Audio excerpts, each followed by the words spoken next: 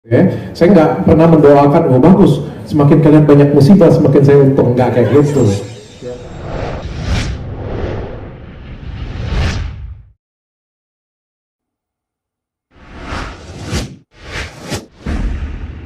Enggak semua yang dapat jabatan. Nggak semua.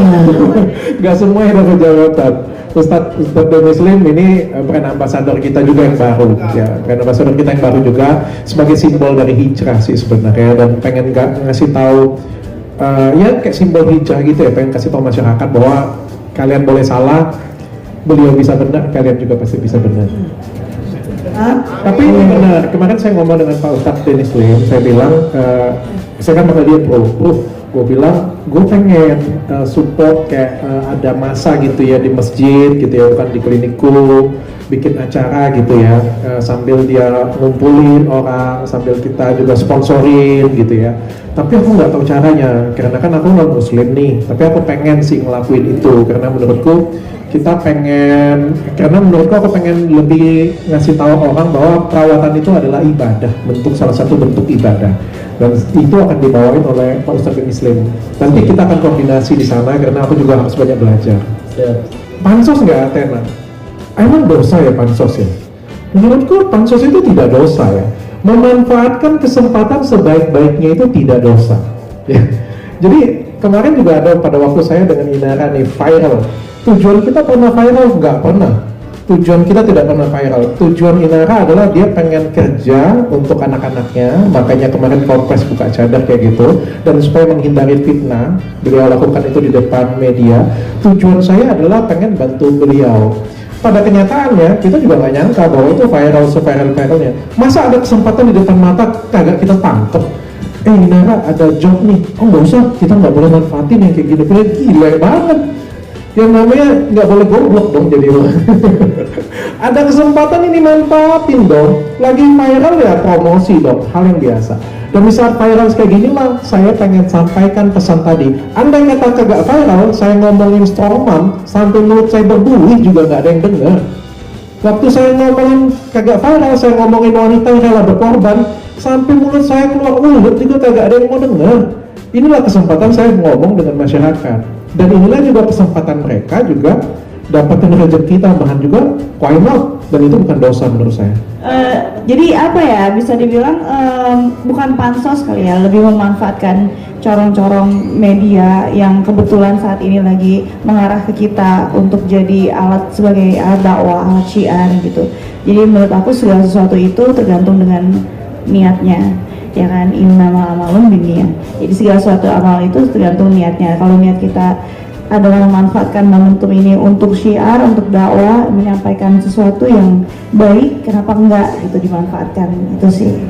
Ya, aku sendiri sih enggak untuk pansos, enggak, tapi aku pun kaget di approach sama dokter, mau dikasih kayak ini gitu. Jadi aku datang dan terus dikasih kerjaan pula. Jadi ya dengan senang hati aku terima, karena memang pada saat ini kan aku membutuhkan, dan ya aku terima dengan senang hati. Jadi bukan maksud untuk pansos untuk viral, enggak, tapi bersyukur karena ya dikasih berkat ini, ya aku bersyukur aja.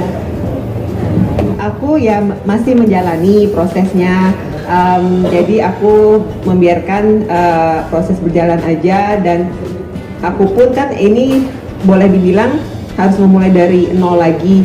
Jadi mendapat kesempatan seperti ini suatu berkat banget ya. Ini prosesnya biar berjalan, semoga hasilnya pun nanti yang terbaik buat kami sekeluarga. Apalagi ya, aku rasa segitu sih ya, memang belum selesai, jadi ya dilihat aja ke depannya bagaimana, ya supportnya aja, didoain supaya yang terbaik buat kami sekeluarga. Mas makasih pertanyaannya. Kurang lebih jawabannya hampir mirip ya kan, aku ada sedikit penambahan aja. Ya bersyukur sih karena walaupun kasusnya sendiri belum selesai, tapi ternyata Allah tuh maha baik, memberikan banyak support, salah satunya dengan penghargaan ini dari Koko, juga support dari teman-teman media dan dari teman-teman netizen semuanya, masya Allah nggak terkira, benar-benar luar biasa. Itu yang menguatkan aku sampai bisa tegar berdiri sampai di hari ini. Tentunya semua baik lagi atas izin Allah. Jadi itu sih yang menjadi aku kuat dan semakin hari semakin tambah berasa syukur aku karena support dari semuanya, dan yang bikin aku juga percaya diri untuk bisa terus melangkah sambil menunggu proses hukumnya selesai. Itu sih.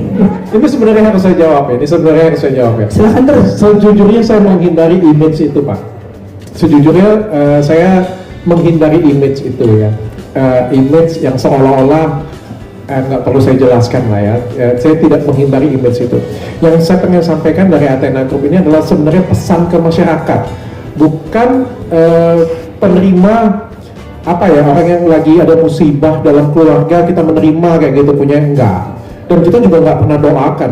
Saya malah berdoa ya kalau misalnya mereka bisa rujuk yang terbaik untuk mereka ya, saya doakan itu. Saya dari awal selalu bilang dengan Inara, apapun yang terjadi dalam keluarga kamu, saya akan support. Ya andai kata di sini Inge pun rujuk kembali dengan suaminya, beliau tetap direktur saya, nggak ada yang berubah dari itu kayak gitu ya. Saya nggak pernah mendoakan, oh bagus, semakin kalian banyak musibah semakin saya untung, nggak kayak gitu ya, kayak gitu konsepnya. Dan saya juga menghindari mindset seperti itu.